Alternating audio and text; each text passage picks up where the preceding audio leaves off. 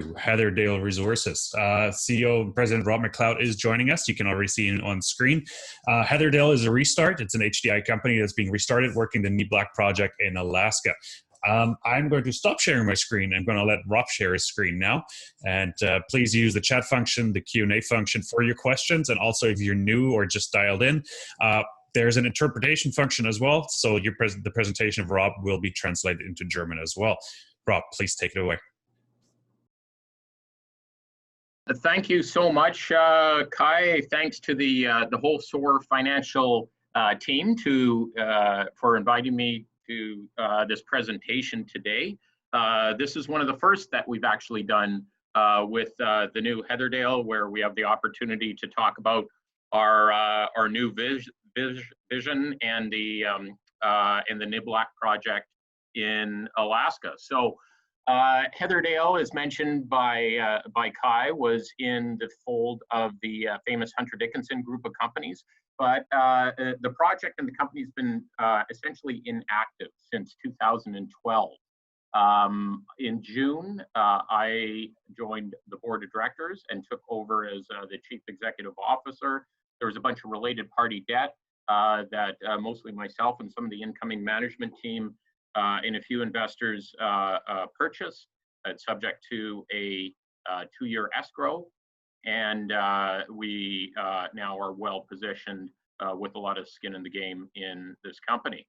Last November, at the request of myself and my team, Heatherdale completed a 5-for-1 rollback. So there's currently fully diluted 75 million shares outstanding. I am the largest shareholder. Really great value, sitting at, actually we've just moved a little bit over the past couple of days, $12 million market cap. And so this is really cheap for an advanced stage polymetallic deposit, very good grade with a lot of exploration upside. So if you're both a shorter term junior mining investor, there's going to be a lot of catalysts coming up over the summer, a lot of reasons to stay tuned to both drill results and some potentially other corporate development opportunities. But also if you're a long-term value investor, either in the copper or gold space, because there's a lot of both.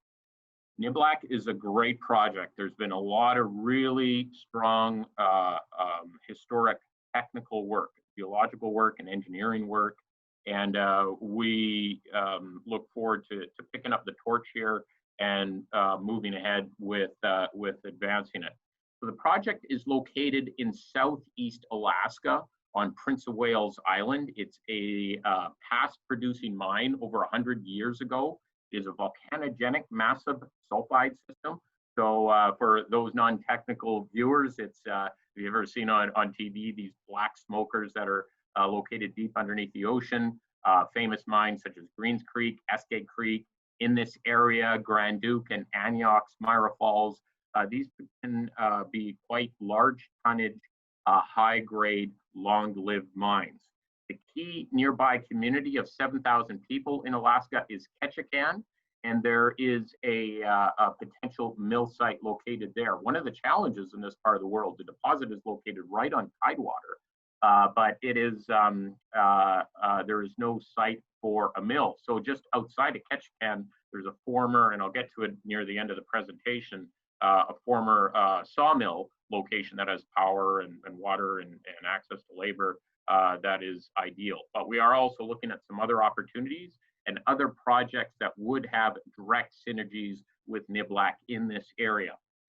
So it is a good-sized property at a little over 6,000 acres. As mentioned, there's a lot of great technical work. There's a full-size production decline that is 1,100 meters long for bulk sampling and underground drilling. There's this long trend. So for VMS-type systems, a way to think about it is like a layered birthday cake. And say, imagine the middle layer of the cake, that's where all the goodies are. And so this area of Alaska has been deformed and folded, and there's been really good geological work that's been done to trace that layer. There's two main deposits. There's the historic mine, and then a whole series of exploration targets that I'll get to in a bit. So there's very good exploration potential. The previous management team was really focused on development. They did an excellent job interpreting the geology, but they didn't drill a lot of these regional targets, and that's what we really want to do on our next steps. But first, we are, and for full disclosure, for any investors that are looking at Heatherdale, we are looking at maybe doing one additional rollback. We're consulting other members of our team and investors. We're considering another 5-to-1, and we are looking at doing a financing fairly imminently. Additionally, we are looking at restructuring our board of directors, bringing in some new people that will be announced when our information circular goes out, and we will also be doing a corporate rebrand. As mentioned, we're looking at some other potential acquisitions that would have synergies with Niblack, and then getting to work on some geophysical and soil sampling, but drilling at least 4 targets. There's one of the great ones, and I'll get into a couple of the technical slides here in a sec. Almost 20 meters of 6% copper and 1.4 grams gold with some zinc and silver. Down dip from the current resources is some real high grade. The past producing Niblack mine's been hardly drilled, and then there's a series of undrilled projects that have never been tested. There is a substantial current resource here, over 5.6 million tons of indicated and 3.4 million tons of inferred in 2 different zones. So, over 300,000 ounces of gold alone within this deposit. We will be doing an update later on this summer. This will be part of the news flow. There is some subsequent drilling to that resource estimate, and it was really done to maximize tonnage. We are looking at maybe a different modeling process where we can boost the grade. There is a high grade core over a little over 1 million tons at 1.7% copper and great grade, 3 grams gold. So here's this layer cake, the middle area that we're looking at. All of these historic prospects, we're looking at drilling to both the east and the west of Trio and Lookout, which are the main resource areas, and looking to make some new discoveries. It's important, there's been no geophysics here for the past 30 years. And these type of mineral deposits respond very well to geophysics. I'd mentioned that the deposit had been deformed or folded. One way to envision this, it's like when Kai goes down to Wreck Beach and he brings his beach towel with him, he folds it once and then he folds it again. That's how this deposit has been deformed. So we're going to be tracing a lot of the creases in those folds. Drilling down dip of the main Lookout zone is one of the best and easiest targets here. This is where most of the resources is. If you see in the middle of the slide, there is a where it says a development drift. That's where we'd look to do some underground drilling. And so in fact, it's our ambition to double the down dip potential, demonstrate the doubling of the down dip potential at this Lookout zone, but also a little bit further to the east, the Trio zone is wide open for expansion down dip. And there's really good geological correlations that we'll be targeting. So we're even looking at extending this underground ramp. This is a cross section through the main Lookout deposit where we'd want to drill some holes to at least show that we can, up 50% to double the down dip continuity of these. These type of deposits, like Greens Creek, which is one of Hecla's most important mines, started out with a little over 3 million tons when they went into production 20 years ago. And now they're like up over 30 million tons. So you keep finding more and more within these really well understood systems.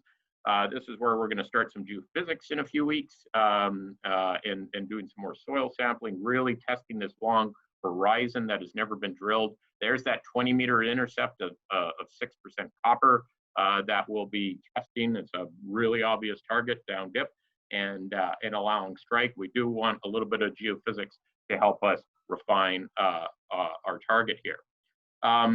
This is a really good area to work. There's a lot of infrastructure in place. There's a floating barge camp that Heatherdale owns that all the crews can stay in. You bring everything in and out by barge. That's also how ore could directly go out to a mill such as at Gravina Island.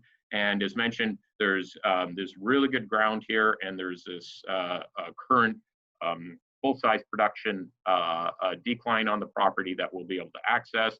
There's water treatment facilities. Sitting right above the barge in photo number 1 is where the old Niblack mine is. It was right on the beach, and we'll be drilling right off the road to test the down plunge potential. On the mining and engineering side, this is a really great ore body. There's excellent continuity to it. It's a wide ore body. It's up to 100 meters wide in places. Really big, thick zones of massive sulfide. The average drill weighted thickness is 15 meters, and it's at a good dip for long hole stoping. Now, there's a whole bunch of metallurgical test work, but actually in our review, it looks like this was never actually released or disclosed. But since the deposit has been metamorphosed, which means it's been recooked up, you have nice coarse crystals of copper and zinc minerals.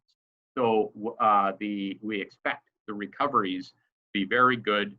And we also this summer, we will be announcing some of those metallurgical results. With the existing ramp and all this money's that's been sunk in, we expect that the capital cost for mine development here would be quite reasonable for an underground mine. I've worked a lot in my career in Alaska. It is a very pro-mining and pro-development state. There also are some challenges with working in federal lands that it can take a while to permit things, but we are going into that really with our eyes wide open. And I tell you, with my previous company, IDM Mining, if there's anything that we did well, it was on the community relations and on the Indigenous relations side. I'm a big believer in diversity and empowerment and including of all stakeholders within the success of the company. And we're really confident that we'll have some great support from the local Indigenous groups here and the local community. And what Heatherdale did a great job. There's a pre-authorization for a low interest loan, $125 million US, that is an incentive for economic diversity from the state government. And an example, the big Red Dog zinc mine, that was funded by one of these low interest loans. So all of that is in place, as well as memorandum of understanding with people at Ketchikan. So as mentioned, ESG is really important. We've got a big vision for this, for real inclusiveness in this company. This is really important, not only because it's the right thing to do, but also with a lot of the institutions, particularly European institutions that value this, is the first thing that we'll look at. So we'll also have some news this summer in terms of really expanding that ESG component of the company. So why should you be looking at us right now? There's a current high-grade, well-advanced copper-gold dominant polymetallic deposit. We've got a really cheap market cap in this market. A lot of juniors are moving. We started to inch up a little bit, but we got a long way to go to get full value here. New management team. There will be a new board team coming in with a new vision. Short term, there's going to be lots of activity, lots of drilling, and some of these ESG and corporate development targets that will be coming up. We really think will propel this company to being one of the real leaders in advanced stage projects in the next couple of years. So please contact me at these numbers. We're doing again a full rebrand, so we got to update the website and social media and all sorts of stuff. But I always take time for shareholders. So please contact me if you have any further questions.